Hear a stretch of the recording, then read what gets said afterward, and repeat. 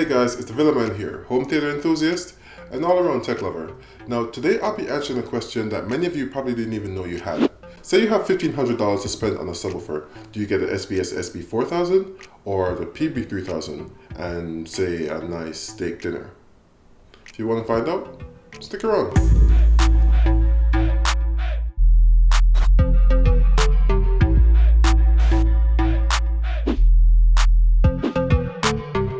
On this channel we do tech and home theater unboxings, reviews, tips, demos, and comparisons. So if you're into that kind of stuff, then hit that subscribe button and come along for the ride.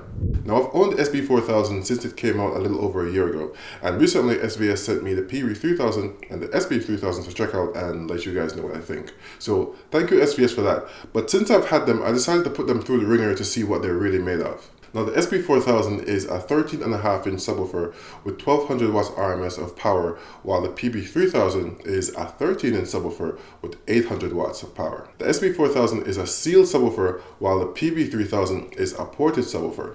Now each design both have their pros and cons, but that's just another factor to consider when making your decision. Things like your use case, cabinet size, and power of the subwoofers will all be a factor, but not so much price since they're so similar. They're only $100 apart. Now I think back in the day the argument of ported versus sealed subwoofers had much more relevance than it does today, because nowadays with DSPs of these subwoofers you can tune them to how you want. So for the ported subwoofers it can act as a sealed subwoofer just using the SVS app in this case. So with the PB3000 what you can do is actually use the foam plugs to plug the port and then enable sealed mode using the SVS app. It's pretty easy to do and it'll have the subwoofer act as a sealed subwoofer. So it's almost like having the best of both worlds. So now we're back to the original question. Since these are so similar in certain respects, how do they perform in music and in movies? So if you actually want to see how the PB3000 perform in sealed versus standard mode in both music and movies, then you can check out the card up there.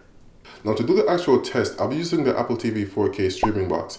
Now I have loved this device ever since I've owned it, and since I'm quickly approaching 5,000 subscribers, I decided that as a way to celebrate and thank you guys, I'll be giving one away to one lucky subscriber. So I'll let you guys know all the details when I get there in the next coming weeks. Alright, let's get to it.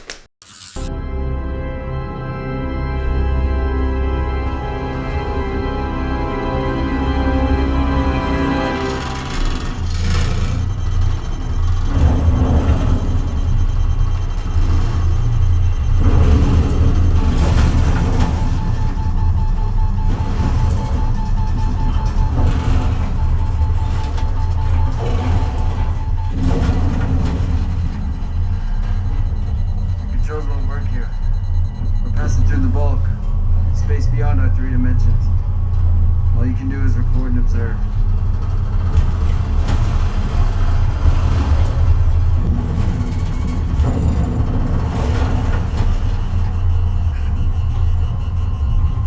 What is that? It's them. The distorting space-time. Don't!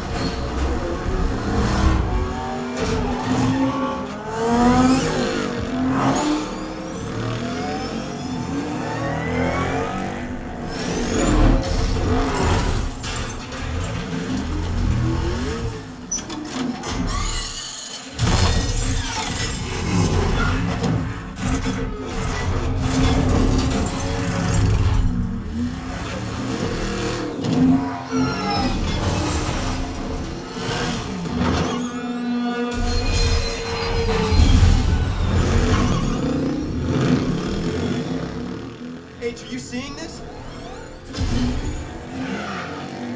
Yeah, I see it. That's Kaneda's bike from Akira.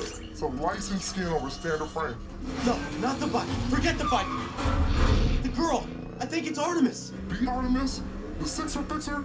I've seen all her walkthroughs, her Twitch streams. It's her. It's definitely her.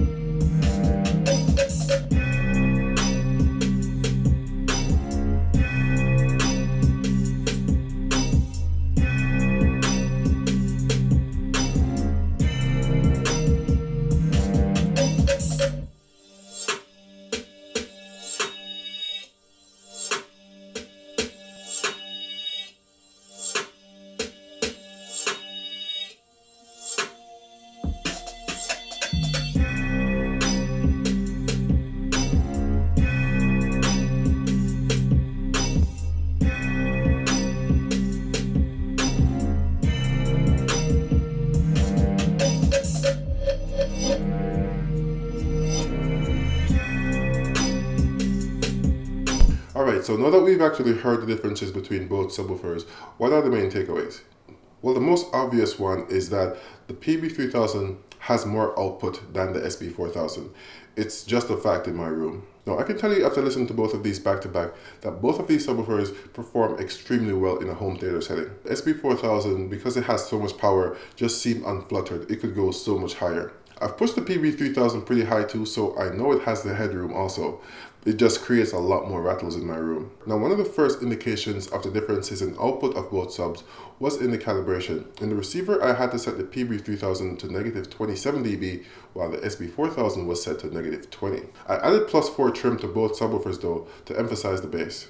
The SB4000 didn't have as much output as the PB3000 at the same levels, but it still felt like it had a lot in reserve because of all the power it has. No matter what it was playing, it remained unfluttered, like it could be pushed a lot higher, which it can. The PB was the same, but I don't think it was quite as composed as the SB4000. The difference is kind of splitting hairs at that point though. So throughout all my tests, I can also say that in sealed mode, the subwoofer transforms into a pretty convincing sealed subwoofer. So it's in effect the best of both worlds. So the only remaining difference to consider then is the size, because the PB3000 has a pretty significantly bigger cabinet than the SB4000. It has a similar width, but it's deeper and taller. So for those of you constricted on space, that could be an issue, and the ever important wife acceptance factor. And for that perspective, let's ask my wife. So which do you prefer? Honestly, I can't even tell the difference. I don't really care about speakers, but if I had to pick, I would pick the smaller one because it takes up a lot less room in our house. Hey, she makes a good point, especially as someone who doesn't care as much about the technical aspects of both subs as I do. So now the only thing that's left is to let us know your thoughts in the comments below. And don't forget to like the video if you like the video, and subscribe if you haven't already. Until next time, this has been your friendly neighborhood Villaman saying, peace.